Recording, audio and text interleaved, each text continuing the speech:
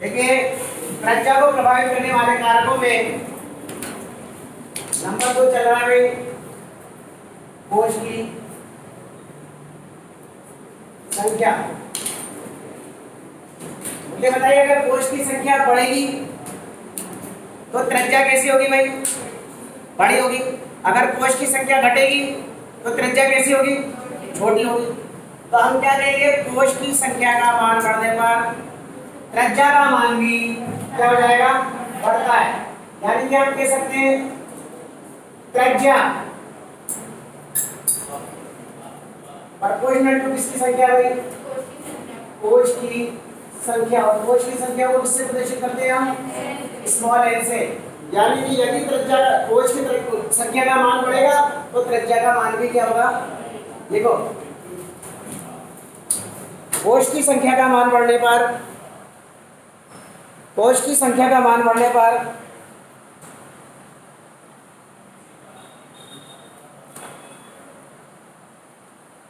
त्रिज्या का मान भी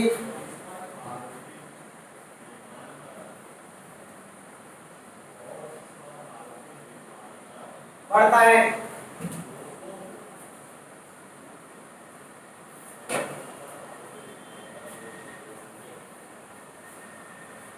ठीक है, हम मुझे बताइए कोश की संख्या आवर्त में बाईं से दाईं ओर चलने पर बढ़ती है या ऊपर से नीचे आने पर बढ़ती है? शाबाश। त्रिज्या ये मतलब कोश की संख्या क्या बढ़ती है भाई? क्या और किसी वर्ग में ऊपर से कहां आते हैं भाई? नीचे आते हैं। तो कोश की संख्या क्या होती है? तो त्रिज्या का मान भी क्या होगा? यानी कि जब किसी वर्ग में हम ऊपर से नीचे आएंगे तो त्रिज्या का मान हमेशा क्या होगा? बढ़ेगा। तो नोट लगाइए वर्ग में ऊपर से नीचे आने पर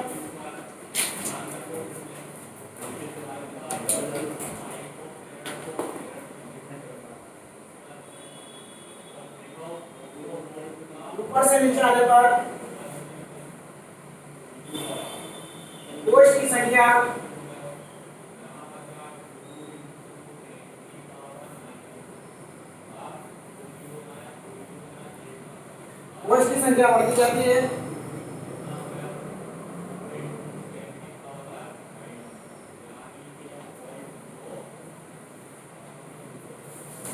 इसलिए आकार में त्रिज्याएं कैसी होती जाती है? बड़ी होती जाती है।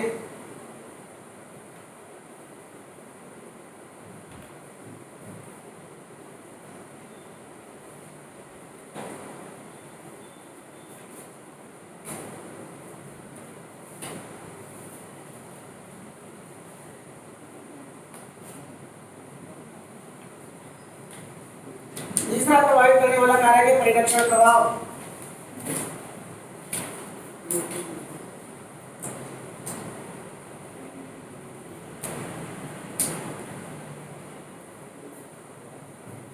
पहले तो इसको लिख दीजिए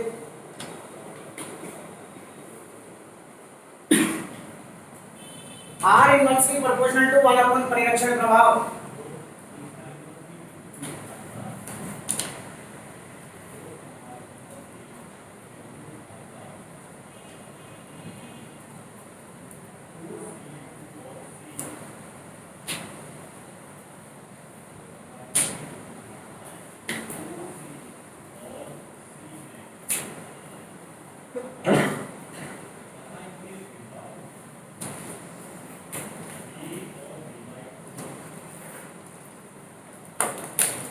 देखिए परिरक्षक प्रभाव क्या होता है तो बताया, जब उपांतीय कोश में इलेक्ट्रॉन भरे जाते हैं, उपांतीय कोश में किस किस में भरे जाते हैं? एक तो डी में और एक एफ में, दो में भरे जाते हैं। तो जब उन कोशों में इलेक्ट्रॉन भर जाते हैं तो बाह्यतम कोश के इलेक्ट्रॉनों को क्या करते हैं? प्रतिकर्षित करते हैं। क्या करते हैं? बाह्यतम कोश के इलेक्ट्रॉनों को प्रतिकर्षित करते हैं, जिससे नाभिक का बाह्यतम कोश के इलेक्ट्रॉनों पर आकर्षण क्या हो जाता है? कम हो जाता है, क्योंकि नाभिक तो आकर्षित करता है और उपांतीय कोश के इलेक्ट्रॉन उनको क्या करते हैं? प्रतिकर्षित करते हैं, जिससे नाभिक का बाह्यतम कोश के इलेक्ट्रॉनों पर आकर्षण क्या हो जाता है? कम हो जाता है। इसलिए आकार कैसा हो जाता है? बड़ा हो जाता है। तो परिरक्षण प्रभाव का मान बढ़ेगा तो त्रिज्या कैसी होगी भाई? त्रिज्या परिरक्षण प्रभाव का मान बढ़ेगा तो त्रिज्या कैसी होगी? तो त्रिज्या भी बढ़ेगी। अभी मतलब इसको पहले समझ लो। अब देखिए, ये मान लीजिए वायुगम कोश है, तो नाभिक इस वायुगम कोश के इलेक्ट्रॉनों को क्या करता है? इन इलेक्ट्रॉनों को क्या कर रहा है? क्या इन इलेक्ट्रॉनों को क्या कर रहा है? तो यहाँ कौन सा बल लग रहा है भाई? आकर्षण बल लग रहा है। लेकिन अगर मान लीजिए यहाँ पर क्या आ जाए, उपांतीय कोश के इलेक्ट्रॉन में भरे, जैसे मान लीजिए यहाँ भरेंगे, ठीक, तो ये क्या है, यहाँ भरे जा रहे हैं इस जगह पे, तो ये वाला कोश तो कौन सा भाई? ये वाला कोश मान लें कौन सा है? आंतरिक। आंतरिक का मतलब समझ गए? n-1 और ये क्या है? n यानी कि कौन सा कोश है? बाह्यतम कोश है। ये बाह्यतम कोश। अब इसको समझना, ये नाभिक है, अगर s और p ब्लॉक में इलेक्ट्रॉन बढ़ जाते हैं तो ये नाभिक s और p ब्लॉक के इलेक्ट्रॉनों को डायरेक्ट क्या करता है? आकर्षित करता है। लेकिन जब ये उपांतीय कोश में इलेक्ट्रॉन बढ़ जाते हैं, ये उपांतीय हो गया और ये बाह्यतम, जैसे 4s में 2 इलेक्ट्रॉन है और इसमें 10 इलेक्ट्रॉन है। ये कौन सा कोश है? उपांतीय कोश। तो ये जो नाभिक है, ध्यान से सुनना, ये नाभिक तो इस बाह्यतम कोश के इलेक्ट्रॉनों को तो क्या करता है? ये आकर्षित करता है। क्या कर रहा है? क्या कर रहा है? आकर्षित। तो कौन सा बल लग रहा है? तो ठीक है। लेकिन ये उपांतीय कोश के जो इलेक्ट्रॉन है, ये इस बाह्यतम कोश के इलेक्ट्रॉनों को क्या करते हैं भाई?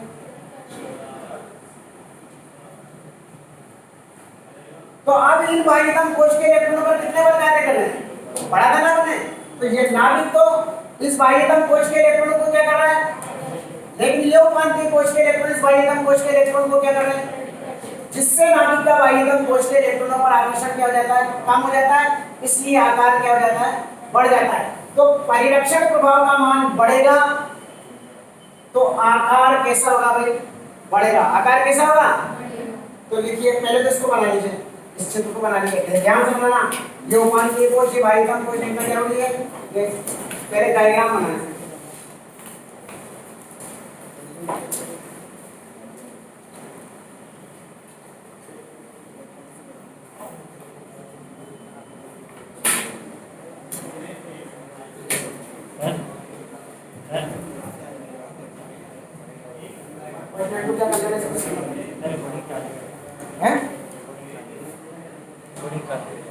हाँ, कर देंगे बच्चा।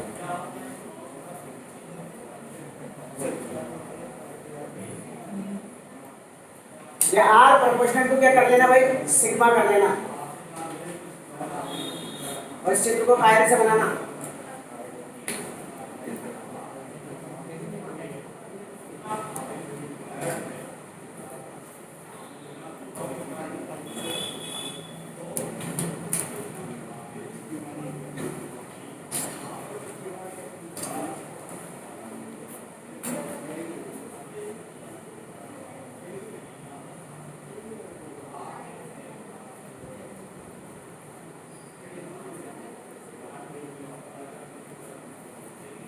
बना लिया भाई?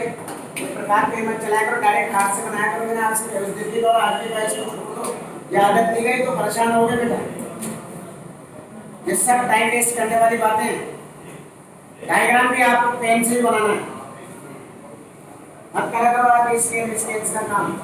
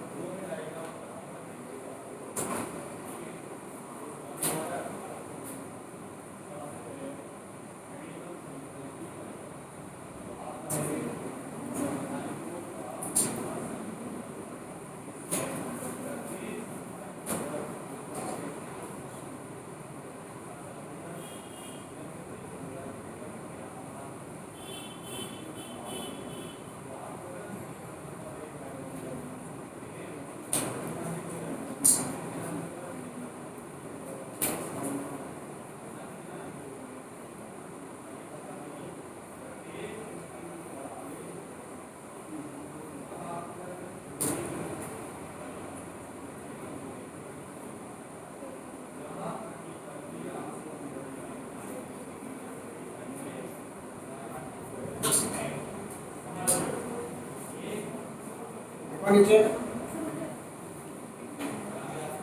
नीचे लिखो, बना लिया? नीचे लिखो, परिलक्षण प्रभाव के कारण, परिलक्षण प्रभाव के कारण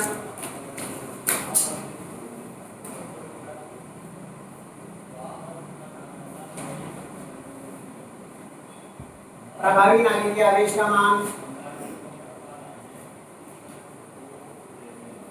प्रभावी नाभिकीय आवेश का मान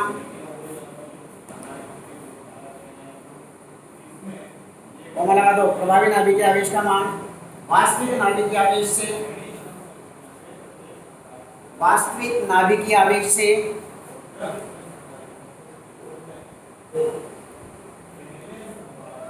कम हो जाता है,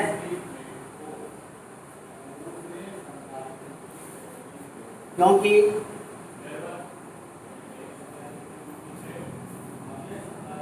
यह आंतरिक कोश के इलेक्ट्रॉन, क्योंकि यह आंतरिक कोश के इलेक्ट्रॉन बाह्यतम कोश के इलेक्ट्रॉनों को, बाह्यतम कोश के इलेक्ट्रॉनों को क्या करते हैं? प्रतिकर्षित करते हैं। शाबाश, प्रतिकर्षित करते हैं।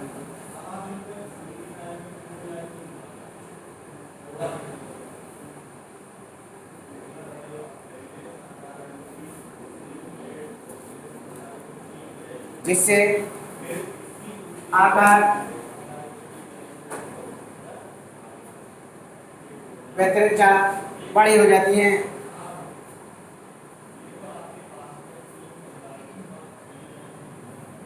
आकार व त्रिज्याएं कैसी हो जाती है भाई?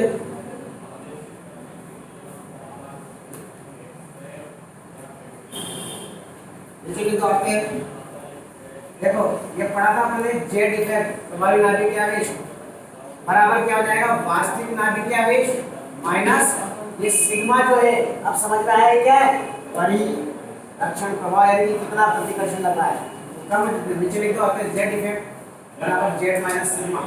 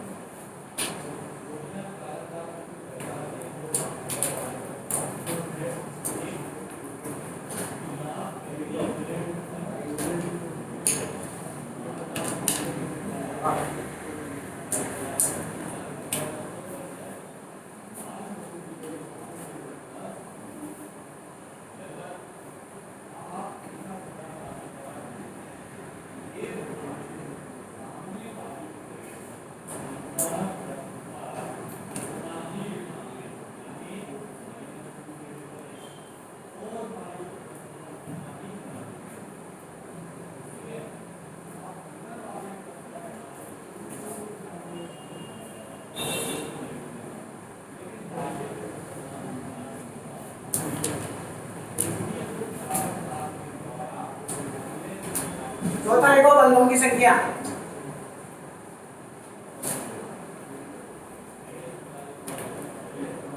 अब इधर देखो, एक परमाणु जिसके मध्य एक कार्बन है, एक परमाणु जिसके मध्य डबल बॉन्ड है,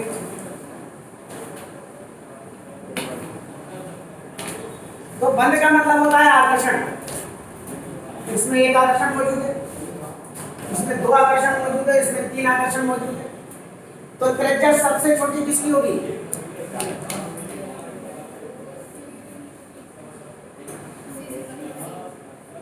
इसकी होगी, इसकी इसकी होगी, और सबसे बड़ी किसकी होगी? क्यों? क्योंकि इसमें आकर्षण सबसे ज्यादा है। आकर्षण सबसे ज्यादा है तो दोनों नाभिकों के बीच की दूरी क्या हो जाएगी? इसका मतलब इसकी त्रिज्या क्या होगी भाई? सबसे कम। और इसकी त्रिज्या क्या होगी? सबसे बड़ी। इसका मतलब यह हुआ, जैसे जैसे बंधों की संख्या बढ़ेगी तो त्रिज्या का आकार यानी कि त्रिज्या का मान भी बढ़ता जाएगा। तो लिखो, बंधों की संख्या बढ़ने पर, बंधों की संख्या बढ़ने पर परमाणु की त्रिज्या बढ़ती जाती है। बंधों की संख्या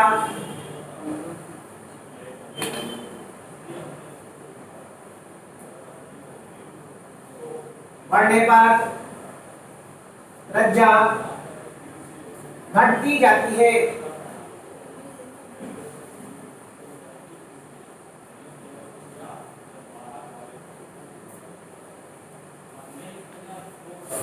ये लिख लो पहले। अतः परमाणु की त्रिज्या प्रोपोर्शनल टू 1 बंधों की संख्या, और इसके बाद इसको लिख लें।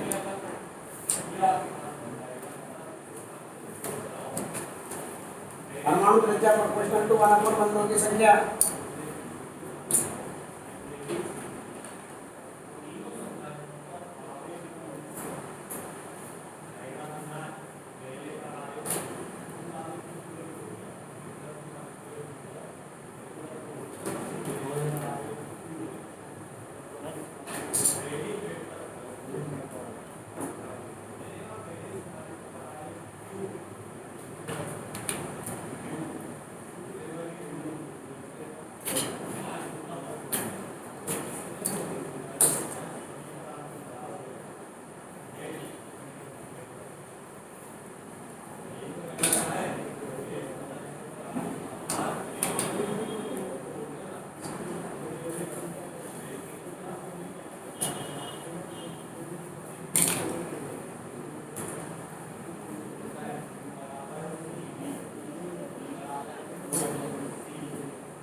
क्या भाई इसके नीचे इसको लिख दिया। आप देखो त्रिज्या के संबंध में महत्वपूर्ण बिंदु, त्रिज्या के संदर्भ में महत्वपूर्ण बिंदु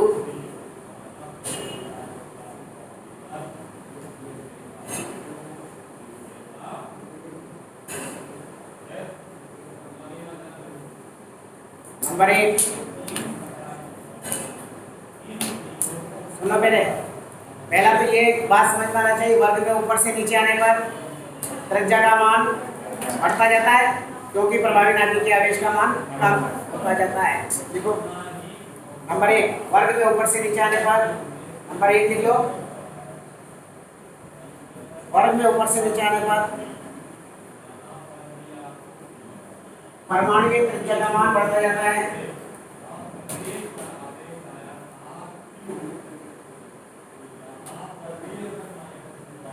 कारण में लिख दो, कारण लिख के नीचे, क्योंकि कोशों की संख्या बढ़ती जाती है। कारण लिख के लिख दो उसके आगे, क्योंकि कोशों की संख्या क्या होती है, बढ़ती जाती है।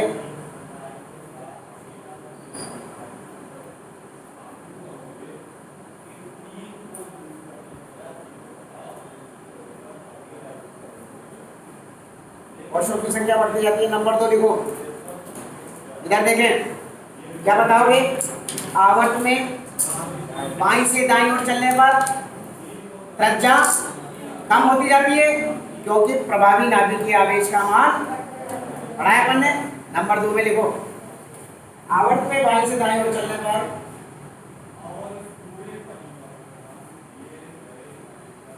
परमाणु आकार व त्रिज्याएं, परमाणु आकार व त्रिज्याएं कम होती जाती है।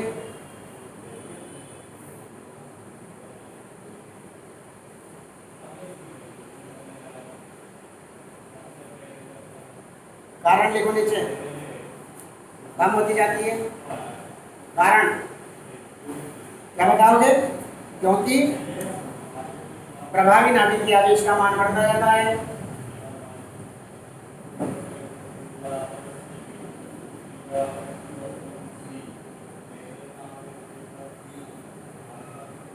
जबकि कोश की संख्या स्थिर रहती है, बताया था ना, जबकि कोश की संख्या स्थिर रहती है।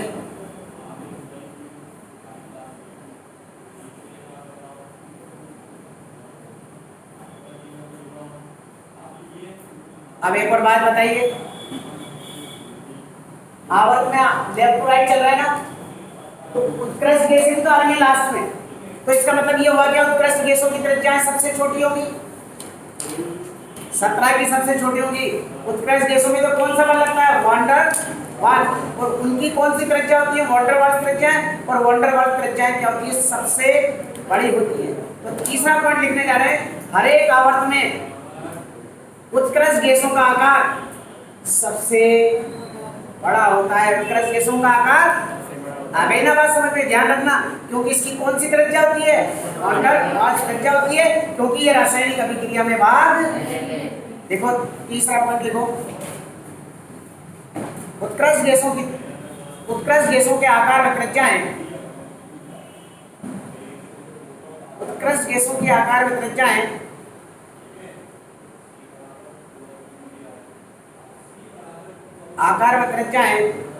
अपने अपने आवर्त में सबसे बड़ी होती हैं।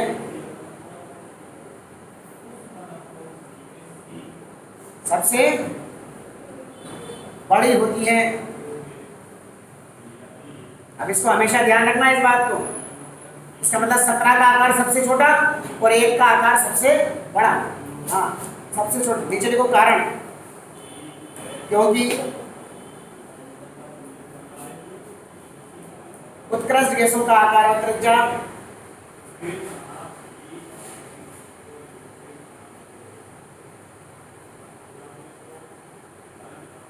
वॉन्डर वाल्स त्रिज्या की सहायता से,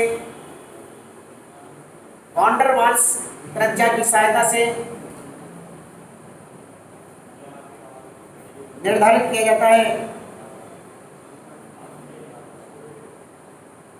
निर्धारित किया जाता है।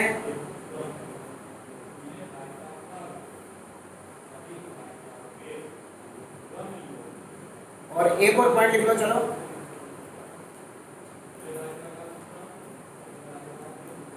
इधर बताना मुझे 3D, 4D और 5D श्रेणी में इलेक्ट्रॉन किसमें बढ़ते हैं भाई? 10। कौन सा कोश कहलाता है? उपांतीय कोश में भरे जाते हैं। इसलिए ये बाह्यतम कोश के इलेक्ट्रॉनों को क्या करते हैं? प्रतिकर्षित करते हैं। करते नहीं करते? इसलिए नाभिक का बाह्यतम कोश के इलेक्ट्रॉनों पर आकर्षण कम हो जाता है। पढ़ाया ना क्या बने? तो इसी को लिख रहा है। देखो 3D, 4D और 5D श्रेणी में, 3D, 4D, 5D चौथा पॉइंट है ना। 3D, 4D, 5D श्रेणी में इलेक्ट्रॉन आंतरिक कक्षा, ये लिख दो N-1D में भरे जाते हैं।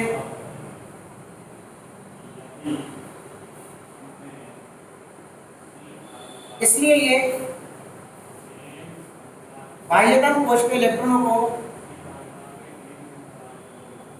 इसलिए ये बाह्यतम कोश के इलेक्ट्रॉनों को प्रतिकर्षित करते हैं। बाह्यतम कोश के इलेक्ट्रॉनों को क्या करते हैं? प्रतिकर्षित करते हैं, जिसके कारण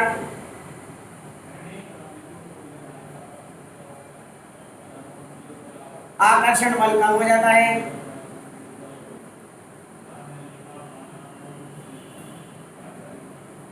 इस प्रभाव को